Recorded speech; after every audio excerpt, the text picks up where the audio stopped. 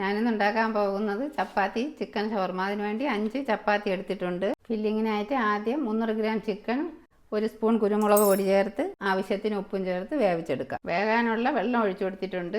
എല്ലില്ലാതെ cut ചെയ്തെടുത്ത ചിക്കനാണിത്. ഇനി vegetable cut ചെയ്തെടുക്കാം.